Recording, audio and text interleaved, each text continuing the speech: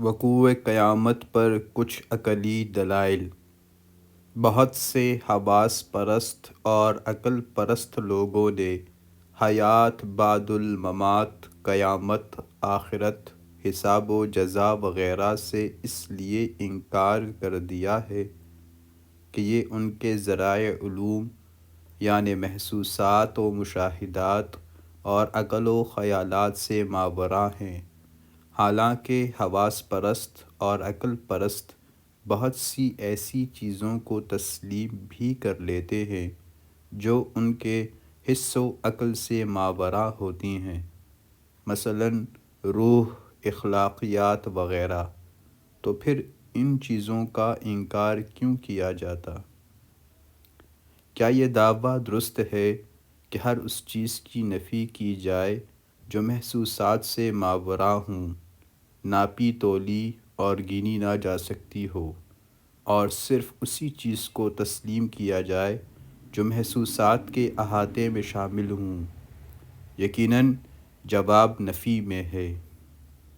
حیات بعد الموت، حساب و کتاب اور جزا و سزا کا عقل بتلان نہیں کر سکتی، کیونکہ عقل محال و ناممکنات کی تردید کرتی ہے، اور یہ امور ناممکنات سے نہیں، کیونکہ ان کے تسلیم کرنے سے کوئی اجتماع دین ثابت نہیں آتا۔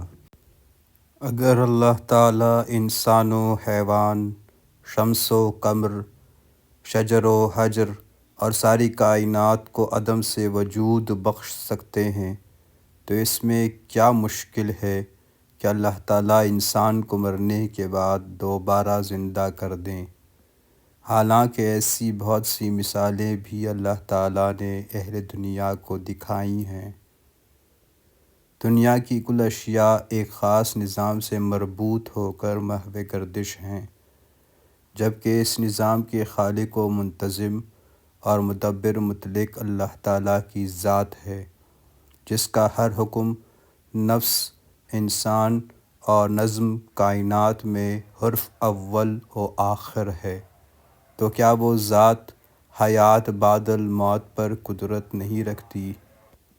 ہم دیکھتے سنتے ہیں کہ دنیا میں بہت سے ظالم و جابر اور بد کردار غاصب لوگ اکثر اوقات اپنے انجام بد کی سزا سے بچ نکلتے ہیں، لہٰذا بے گناہوں کی مظلومیت اور ان کی انصاف سے محرومیت عقلی و منطقی طور پر اس بات کا تقاضا کرتی ہے کہ کوئی ایسی عدالت ہونی چاہیے جہاں پر ظالم کیفر کردار کو پہنچے اور ہر مجرم کو قرار واقعی سزا دی جائے۔ سو وہ اللہ تعالیٰ کی عدالت ہے جو روز قیامت میدان محشر میں لگے گی، اور صرف اللہ تعالیٰ ہی وحدہ لا شریک حاکم و منصف ہیں، جو تمام انسانی کمزوریوں سے بالا تر ہونے اور دلوں کے ارادے اور نیتوں سے اچھی طرح آگاہ ہونے کی وجہ سے عین عدل پر مبنی فیصلہ کرنے کی اہلیت رکھتے ہیں۔ وقوع قیامت کا علم صرف اللہ تعالیٰ کے پاس ہے۔ ارشاد باری تعالیٰ ہے، بسم اللہ الرحمن الرحیم، یسألونک عن الساعة ایان مرساہا قل انما علمها عند ربی لا یجلیہا لوقتها الا هو ثقلت فی السماوات والارض لا تأتیکم الا بغتہ یسألونک کأنک حفی عنہا قل انما علمها عند اللہ ولکن اکثر الناس لا یعلمون۔ یہ لوگ آپ سے قیامت کے متعلق سوال کرتے ہیں کہ اس کا وقوع کب ہوگا۔ آپ فرما دیجئے کہ اس کا علم صرف میرے رب ہی کے پاس ہے۔ اس کے وقت پر اس کو سوا اللہ کے کوئی اور ظاہر نہ کرے گا۔ وہ آسمانوں اور زمین میں بڑا بھاری ہوگا۔ وہ تم پر محض اچانک آ پڑے گی۔ وہ آپ سے اس طرح پوچھتے ہیں جیسے گویا آپ اس کی تحقیقات کر چکے ہیں۔ آپ فرما دیجئے کہ اس کا علم خاص اللہ ہی کے پاس ہے، لیکن اکثر لوگ نہیں جانتے۔ بسم اللہ الرحمن الرحیم۔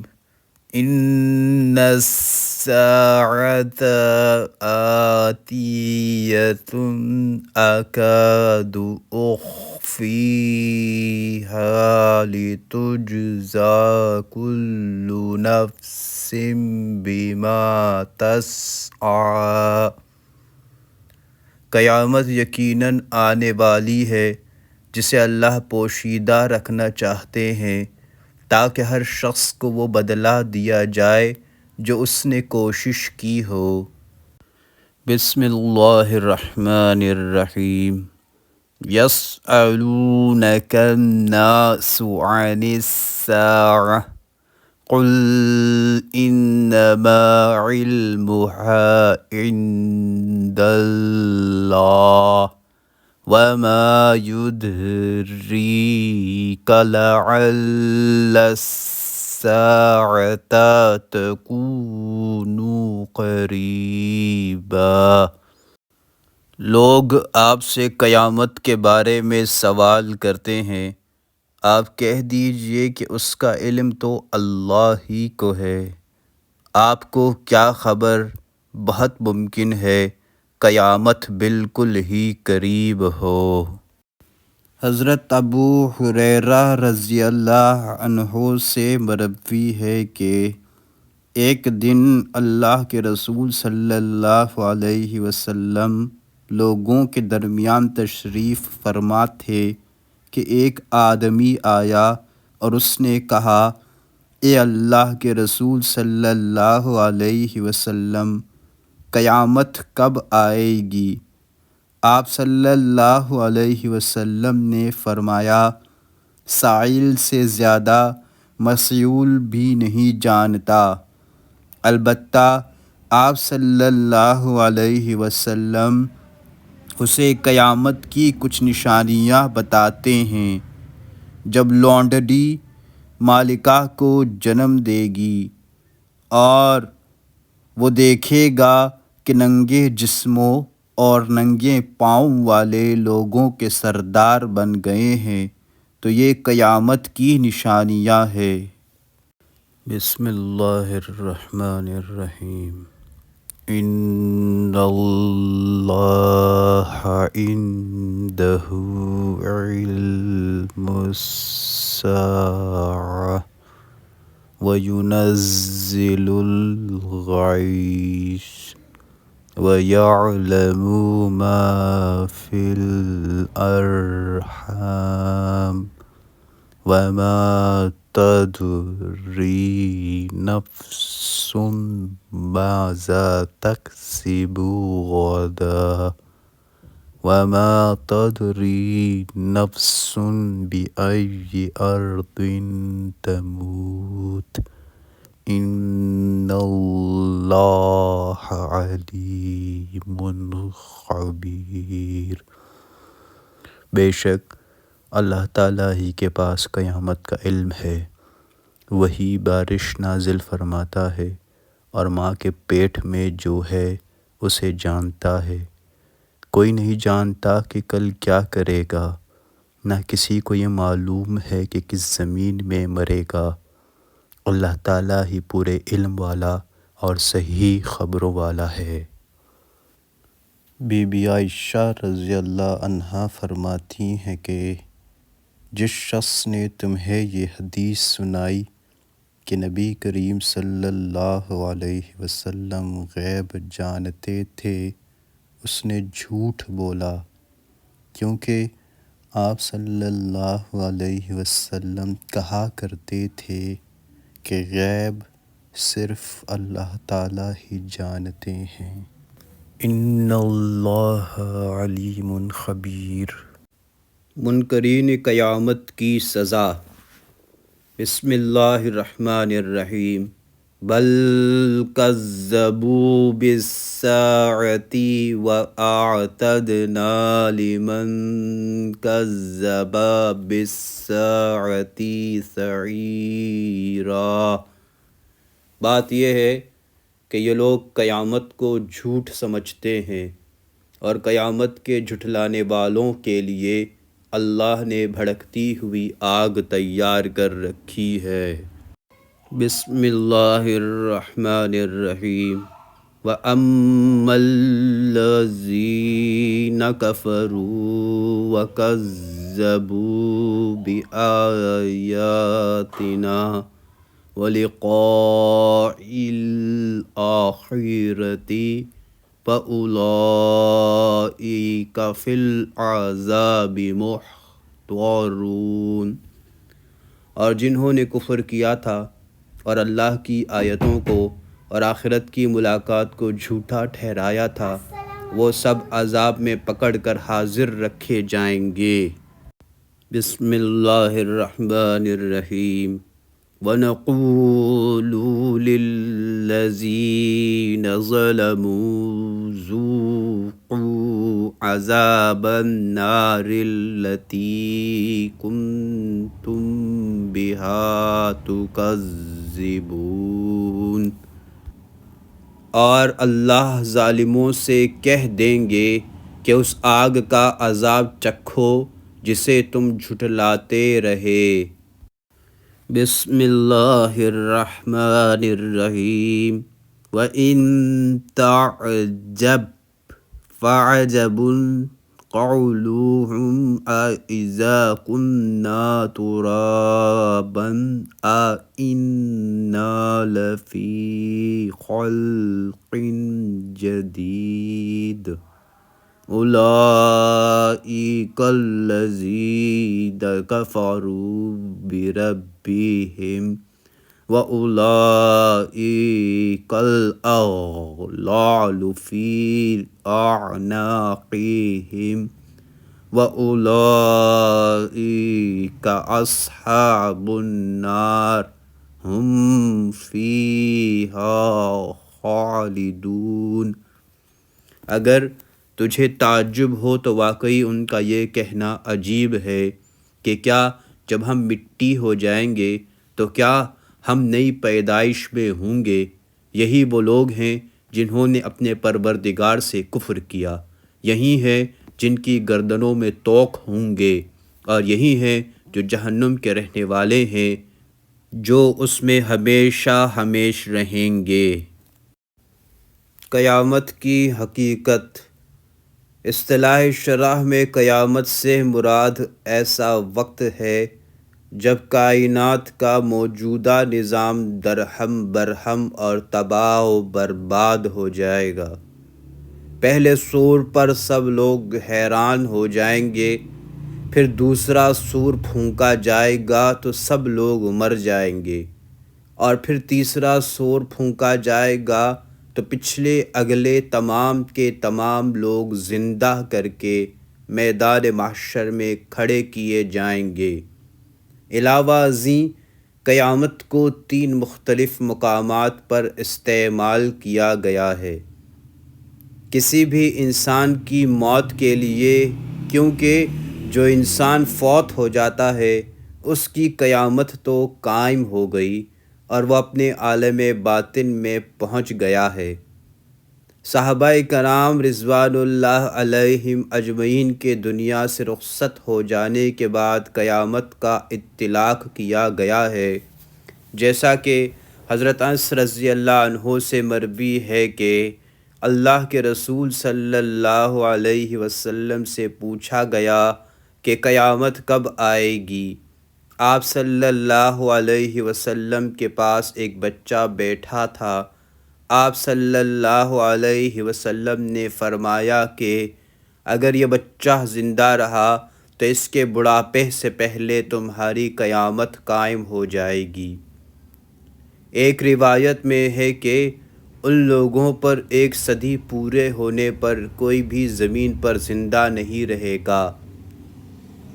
آخری اور بڑی قیامت جب روئے زمین پر موجود ہر ذی روح کا خاتمہ ہو جائے گا، سورج چاند ستارے بکھر جائیں گے، پہاڑ روئی کے مانند اڑائے جائیں گے، سمندروں کو آگ لگا دی جائے گی، زمین کھینچ دی جائے گی۔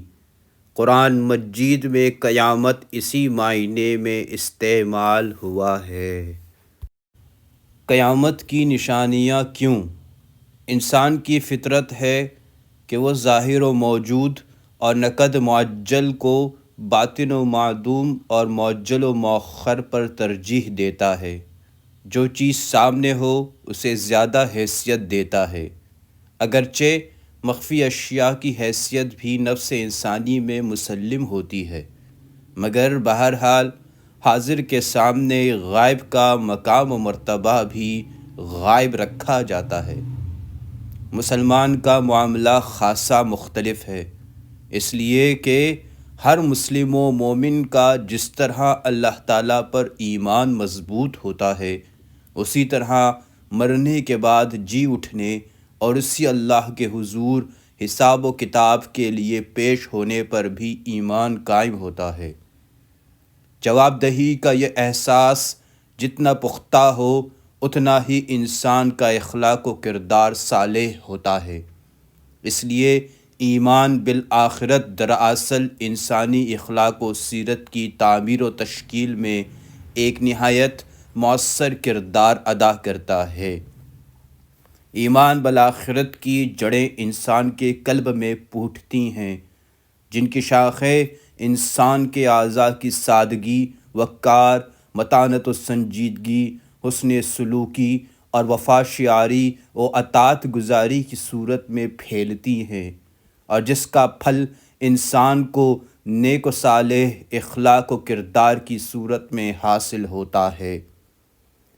ایمان بالآخرت کا طبعی نتیجہ یہ ہے کہ انسان خلوت و جلوت، تنہائیت و اجتماعیت، سیاست و معیشیت، تمدن و معاشرت، غرض کی ہر جگہ تقویٰ کا پیکر، خوف الہی کا خوگر، حکم الہی پر کاربند نظر آئے گا، اور یہ صفات حسنہ اسی قدر بار آور ہوں گی جس قدر ایمان بالآخرت کی جڑیں گہری اور مضبوط ہوں گی۔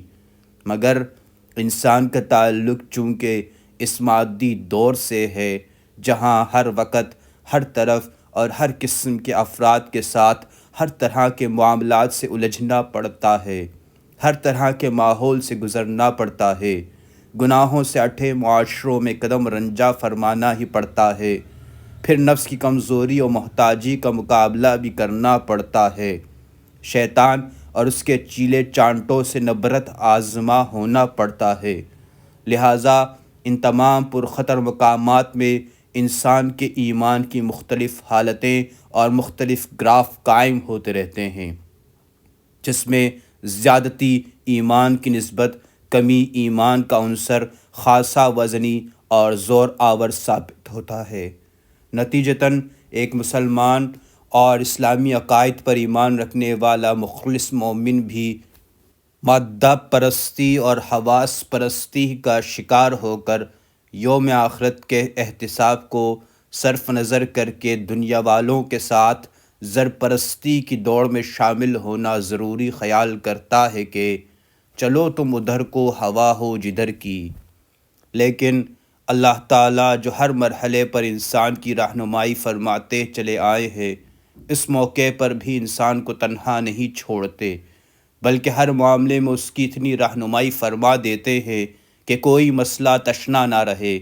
لہٰذا اللہ تعالیٰ نے وقوع قیامت سے پہلے بہت سی نشانیوں اور علامتوں کا ظہور یقینی بنا دیا، تاکہ انہیں دیکھ کر لوگوں کا آخرت پر ایمان و اعتقاد مضبوط رہے اور وہ آخرت کی بھرپور تیاری کرے، تاکہ اس دن کے امتحان سے کامیاب ہو کر جہنم کی آگ سے محفوظ ہو جائیں اور جنت میں داخلہ حاصل کر سکیں۔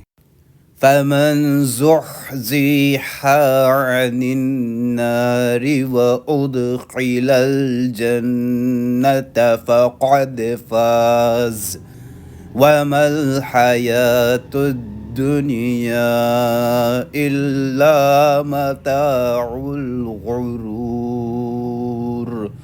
پس جو شخص آگ سے ہٹا دیا جائے اور جنت میں داخل کر دیا جائے، بے شک وہ کامیاب ہو گیا، اور دنیا کی زندگی تو صرف دھوکے کی جنس ہے۔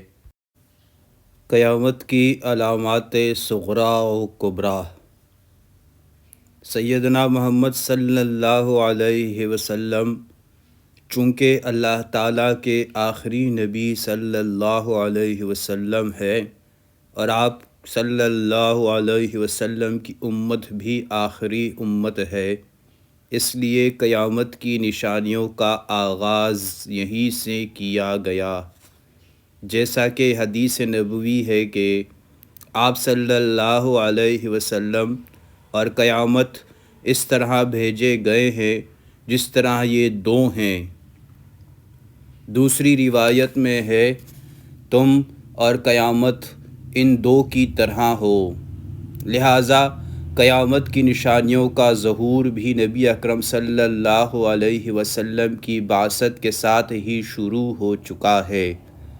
قیامت کی کچھ نشانیاں صغریٰ ہیں، مثلاً فتنوں کا ظہور، جنگ و جدل، کذب و خیانت، فحاشی، سود، زنا، جھوٹ، جہالت، شراب وغیرہ کا ظہور، جبکہ کچھ نشانیاں بڑی بڑی ہیں جن میں خروج دجال، ظہور مہدی، نزول عیسیٰ علیہ السلام، یاجوج ماجوج وغیرہ شامل ہیں۔ راکم نے مذکورہ کتاب میں حتی المقدور ذخیرہ حدیث سے صرف صحیح احادیث کی روشنی میں چھوٹی اور بڑی تمام نشانیوں کو جمع کر دیا ہے۔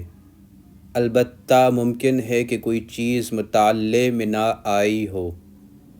کچھ علامات قیامت قصداً ترک کی گئی ہیں کیونکہ ان کے ثبوت میں صحیح احادیث میسر نہیں تھیں۔ علامات قیامت میں تاریخی ترتیب کو ملحوظ خاطر رکھا گیا ہے، تاہم کسی علامت قیامت کے وقت وقوع میں اختلاف یا کسی اور علمی حکمت عملی کے تحت شاذ و نادر مقامات پر قدرے تصرف و تبدل بھی کیا گیا ہے۔ ہر علامت قیامت کے بارے میں سب سے پہلے صحیح احادیث سے استشہاد کیا گیا ہے، پھر ان سے مستنبط ہونے والے مسائل کو فوائد میں بالترتیب درج کیا گیا ہے۔ ہر علامت قیامت کے وقوع یا عدم وقوع کی حتی الامکان نشاندہی کی گئی ہے۔ ہر علامت قیامت کے مستحسن یا غیر مستحسن ہونے کی صورت میں دیگر دلائل کی روشنی میں یہ جائزہ لیا گیا ہے کہ مندرجہ صورت میں قائرین کے لیے کیا لائحہ عمل ہونا چاہیے۔ بہت سی احادیث جنہیں حواس پرست اور عقل پرست فلاسفہ وغیرہ نے قبول نہیں کیا، ان کی جزوی تردید بھی کی گئی ہے، البتہ تفصیلی تردید الگ پیش کرنے کا ارادہ ہے۔ احادیث کو پیش کرتے وقت بخاری و مسلم کو ان کی مسلمہ حیثیت و اہمیت کی وجہ سے ترجیح دی گئی ہے۔ البتہ بسا اوقات کسی ایسی مشترک حدیث میں جو دیگر کتابوں میں بھی مذکور ہے، اس کتاب کی حدیث کو فوقیت دی ہے، جس میں متن جامع اور موضوع سے قریبی مناسبت کا حامل تھا، لیکن دوسری کتابوں کے حوالے بھی ساتھ درج کر دیے ہیں۔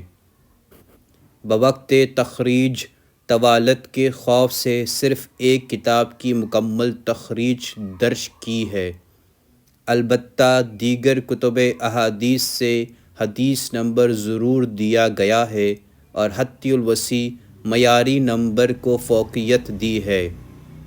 بعض کتابوں کا حدیث نمبر اور صفحہ اور جلد دونوں مستعمل ہے، ایسی صورت میں کسی ایک پر اکتفا کیا گیا ہے۔ قیامت کی بعض نشانیاں ظاہر ہو کر گزر چکی ہیں، جبکہ کچھ ابھی ظاہر ہوں گی، اور کچھ نشانیاں ایسی ہیں جن کا ظہور ایک سے زائد مرتبہ ثابت ہوتا ہے۔ مثلاً ایک آگ کا ظاہر ہونا، یہ ایک مرتبہ تو ظاہر ہو چکی ہے، جبکہ قیامت کے قریب دوبارہ ظاہر ہوگی۔ علاوہ ازیں کچھ علامات جو اخلاق و کردار سے تعلق رکھتی ہیں، ان کا ظہور تسلسل سے بڑھتا رہے گا، لہٰذا یہ کسی وقت کے ساتھ متعین و محدود نہیں ہیں۔